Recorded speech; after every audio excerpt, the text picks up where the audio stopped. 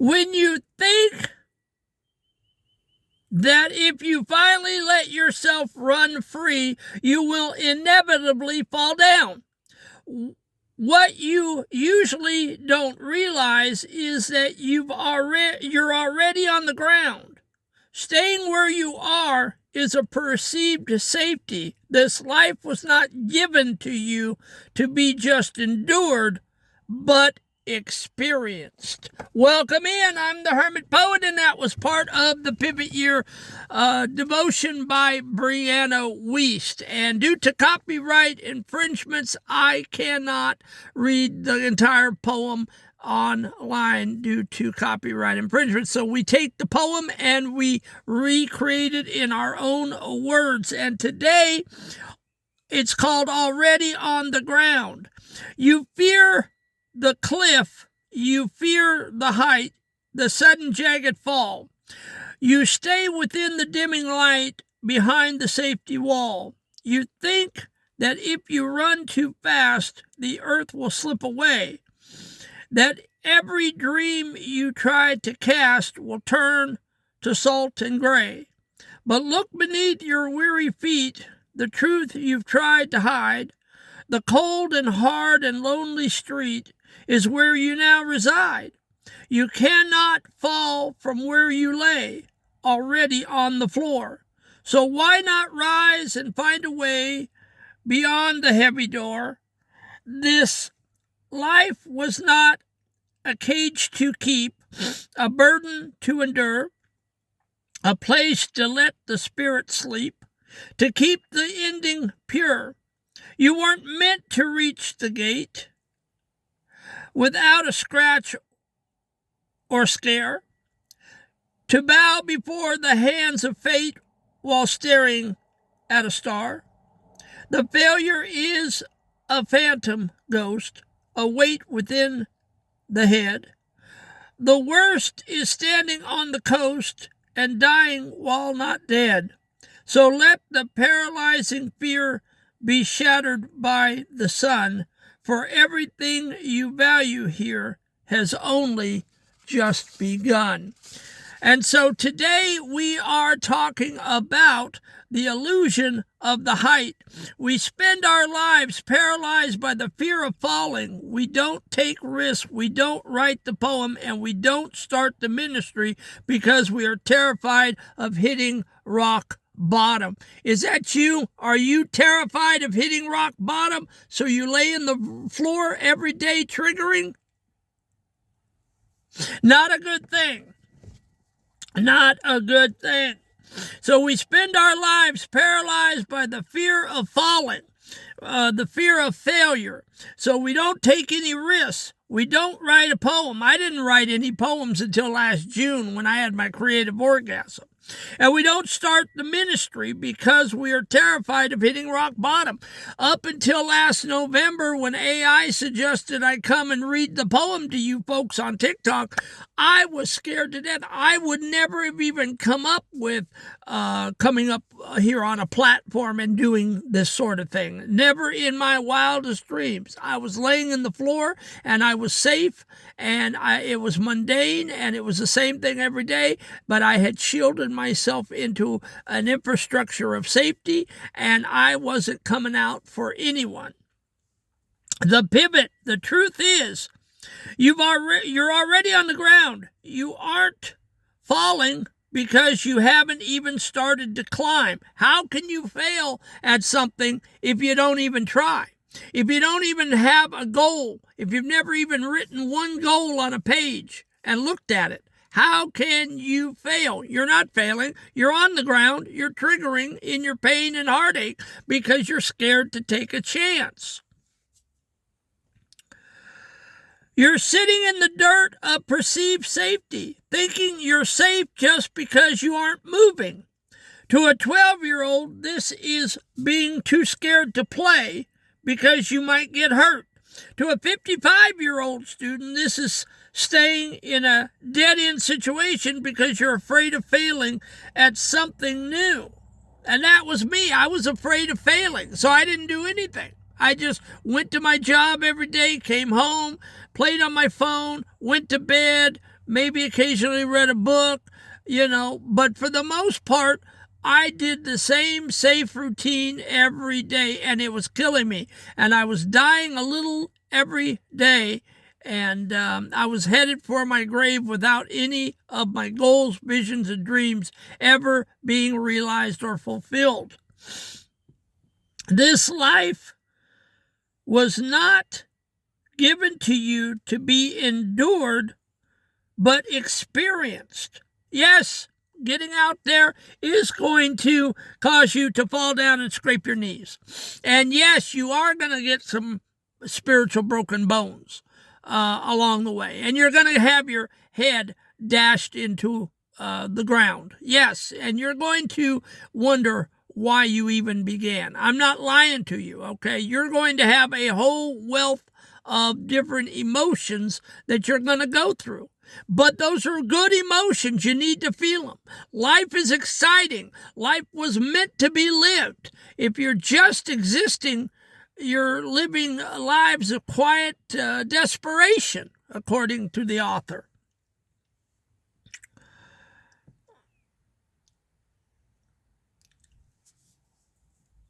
Most people treat life like a prison sentence. They just have to finish. They stay in a job they hate, a house they don't like, and a mindset that's rotting, calling it survival. But survival isn't living. You weren't born to just pay bills and die.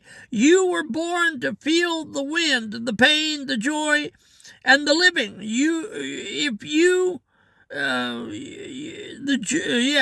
were born to feel the wind, the pain, the joy, and the risk. If you are just enduring, you are already dead. You're just waiting for the body to catch up. Is that you? Are you just waiting for your body to catch up to you in the ground? Come on, folks. God gave you this life. He said, this is what I got for you, kid. Don't lose it. You got gifting, you got talent, and each of us is supposed to be doing something exciting in our lives, And you can put up every excuse in the book. Well, my husband, well, my wife, well, my kiddos, well, this, well, that. Yes, you can will yourself to death just to stay within the safety zone. But you're already dead. You just haven't laid down. Is that how you really want to go out of life?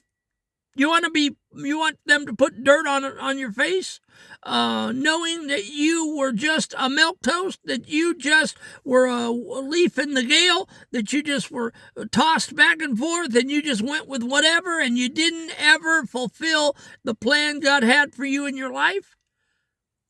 Get up out of the floor. Get up off the ledge. Stop triggering. Stop rehearsing and nursing your pain, trauma, abuse, sexual assault, and school bullying. I know. I went through it for 50 years, and I'm telling you, you can't keep doing this, because if you do, you're going to end up with dirt on your face, and you are going to go out into eternity nursing and rehearsing and triggering and saying, woe is me. Now, if that's what you want to do, that you're a free moral agent and you can do that. Nobody's going to stop you. But we are about bootstrapping, pulling ourselves up by the bootstraps, and about getting up out of the floor and taking all that mess and turning it into something beautiful. Okay? And it can be done. This is not a pipe dream. The Hermit Poet has done it. I did it since June through this coming June. 2 months from now will be my 1-year anniversary fixed. And I have not triggered. I have not had a bad thought about anything in a year, because I got it all out in paper. All 600 poems, 3 to 6 a day.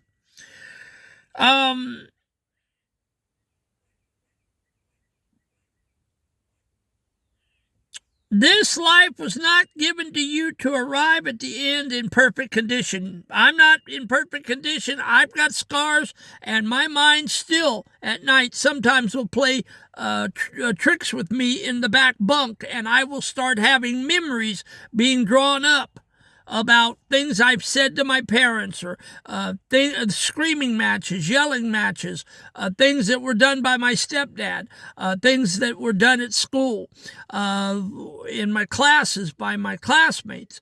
But I just literally lay there and say a prayer, and then I try to switch gears, and I start thinking about teaching this class. I think about you. I start praying for you, that God will heal you up. But I do not lay there, and I do not continue to let those memories flood my mind, because that's not good. Think about a truck that is 60 years old and has no scratches, no dents, and 0 miles on the odometer. Didn't win, it failed. A truck is meant to haul, to work, and to get muddy. Your soul is the same way. The scars, the heartaches, the 144-hour paychecks, those are the miles that show you actually showed up for the job.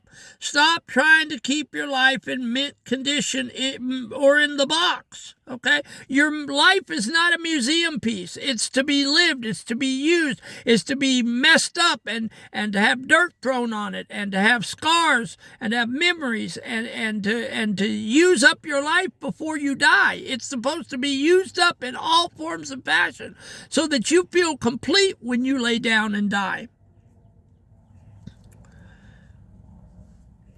The real failure, the worst case scenario isn't failing, it's being paralyzed. Are you paralyzed today? That's where the rubber meets the road. That is the worst condition to be in. Paralyzed by fear.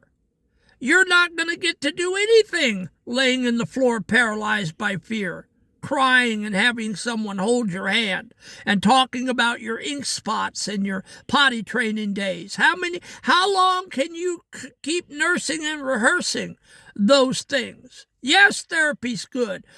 Yes, talking to a counselor is good. But how many years and how many decades do you have to say it over and over before you have internalized it and before you have gotten your healing? Now, I've never done drugs, alcohol, or counseling, and I don't recommend. It's not for everybody. But I white-knuckled it, and I took it under the chin, because one way or the other, you're going to end up taking it. You can either take it drugged up, or you can take it freestyle. And I went freestyle because I figured once the drugs wore off, the alcohol wore off, I figured I'd have to face it anyway.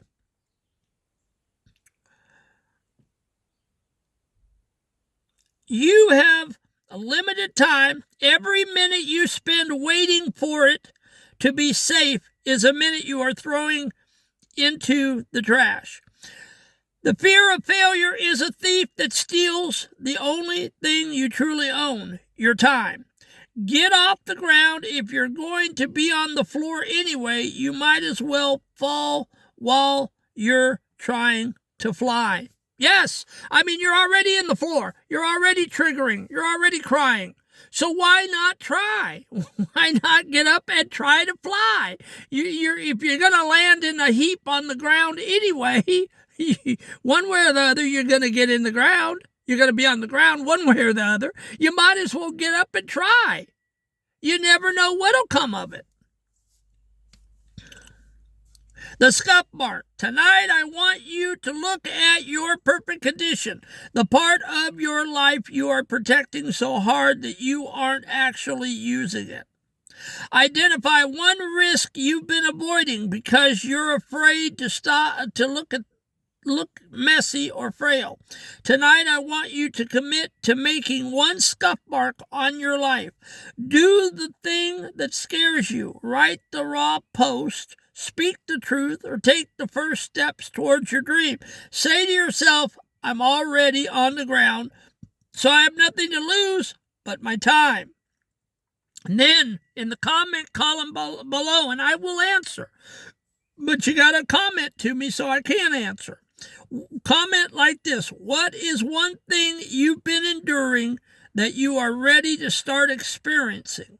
Instead, let's get some dirt on our boots tonight. That's our call to action, folks. The illusion of the height is not as big as you think it is, and you're already on the ground, so get up and try. Okay, you know what the ground feels like. You know what it feels like down there on the ground. So get up and try something. Try whatever it is in your mind that you've always wanted to try. Go on that trip that you've always wanted to go on. Figure out a way to fly. And if you land on the ground, dust yourself off, pick yourself up, and get to moving again. After all, what truly is going to be the worst thing to happen? I would have, if what was the worst thing that could have happened up here? Well, you could have laughed me off the platform. I could have gotten 0 students. Right now, I have 253 students, and I want to congratulate student number 253 last night came on board. So we need 2 more for 255, and the Hermit Poet is doing it. But what is the worst thing that could have happened? I could have been laughed off. I could have had nobody come and participate, and I have 15,000 people across 5 different platforms. I'm in all of the countries of the world. They love me over there. And so, yes, this went better than the Hermit Poet envisioned. So what's the worst that could happen? You fail, and you go try something new. So, folks, there you go. You either try or you don't try. I can't make you try, but you're going to feel oh so good when you succeed. I promise you that. So again, let's give a round of applause to student number 253. I believe it was a female. I thank you for signing up and seeing value in these devotions. And we don't play here. This is not a dog and pony show. I'm not here trying to get likes so that I can sell you ads and make money off of you. This is blue collar meat and potatoes devotions to help you up off the floor. This is the Hermit Poet ministry. This is what I've always wanted to do with my life and never thought I would get a chance to do it. And God has allowed me to come before these cameras and do what I truly love doing, helping people up out of the floor. And so, folks, be my missionaries. Please, you can reach people that I cannot reach. And so show them these devotions. Get them to click the subscribe and like button, put their butt in a chair, and bring a notebook and watch the videos for 14 minutes a day. There's 116 of them in the playlist. So please, folks, help me out there. And tomorrow's day 117. It's called The Shimmering Soul or The Legacy of the Light. I love you, folks, and I'm praying for you. Every night I pray for you, and I ask God to bless you. You guys have a great weekend, and I'll catch you back here tomorrow.